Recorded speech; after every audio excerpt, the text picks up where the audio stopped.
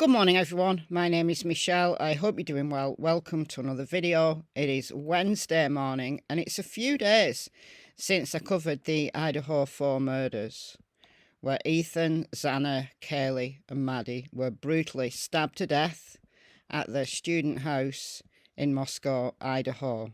Ashley Banfield on News Nation has got another story from her mystery sources. These unnamed sources keep giving Ashley exclusive details.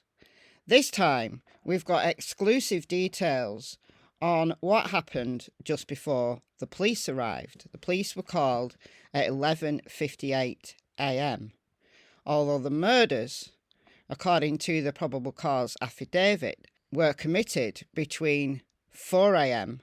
and 4:20 a.m. At 4:20, the Hyundai Elantra was seen speeding away from the area.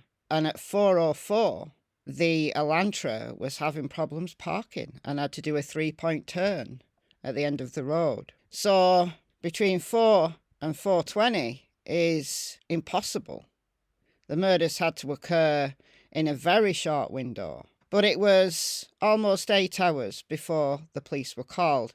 And I think above anything else, there's been a massive amount of speculation as to why 8 hours elapsed before the police were even notified. Well, in previous videos, I've talked about Ashley's unnamed mysterious sources giving her details.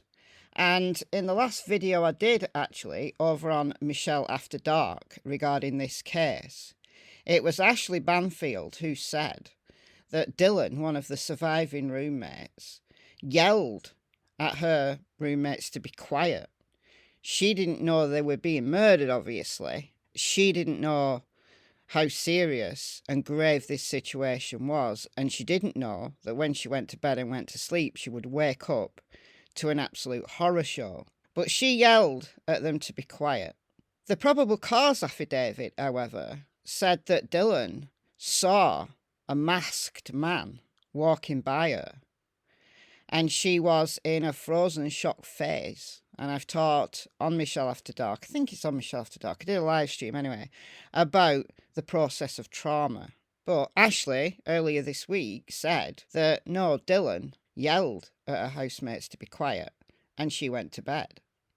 We've also heard from Ashley's mystery sources that Brian Koberger was fired from WSU just before Christmas, actually, but he'd been on warning after warning all through the semester.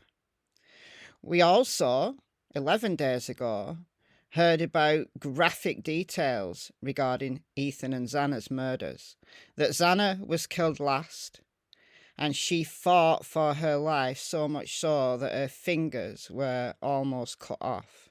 And Ethan was confronted in kind of the doorway between the hall and Xana's room.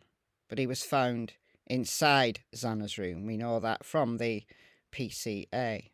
We've also heard from Ashley's sources 2 weeks ago that the FBI lost Brian Koberger, I think they said for 17 hours, when he was on his way to Pennsylvania. That was between the 13th and the 15th of December. But this new information from the mystery unnamed sources, and several sources, she said, that it was Ethan's best friend who found Ethan and Xana's bodies. And it was that same friend who spoke to the 911 dispatcher. And they perhaps couldn't make head nor tails of what was being said, so they put the call out about an unconscious person. So what was Ethan's best friend doing there, I hear you say? Well, Ashley speculated that perhaps, a group of friends were congregating for brunch. Maybe they were going to go out. Maybe they were. Maybe that's what the plan was. We don't know. Or I heard very early on in the case that one of the surviving roommates called a friend to ask the friend to bring her food. So could it be that? Could it be that Dylan and Bethany couldn't rouse Ethan and Xana? Kaylee and Maddie upstairs on the 3rd floor. But this source doesn't mention Kaylee and Maddie, so we don't know who found them. Now, if Ethan's body was lying, like, in the doorway, maybe the door was somewhat closed, and they couldn't push through, like Dylan and Bethany were concerned, and they thought someone had collapsed, maybe they did ring a friend. Who knows? It could be any one of those things, or none of those things. It could be something else. But it was Ethan's best friend who found Ethan and then Xana's body. Apparently, this friend checked Ethan's pulse and then used, probably Dylan's phone to call 911. So Ashley Banfield and Brian Entin had a brief conversation about these new details, saying that, the picture is developing about what actually went down there at 1122 King Road.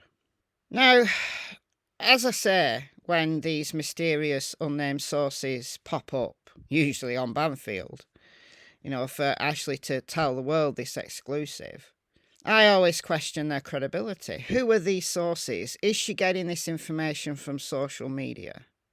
If so, come on now, how true is it? Some of it might be true. All of it might be true. We don't know, because we don't know who the sources are, so we can't judge their credibility. We'll only find out more, perhaps, in June at Brian Koberger's preliminary hearing. So, let me know what you think about this in the comments below. I've been Michelle. Hope you're well. See you in the next video. It's goodbye from Miss Tillington and Miss Cassie Springer. Bye, guys.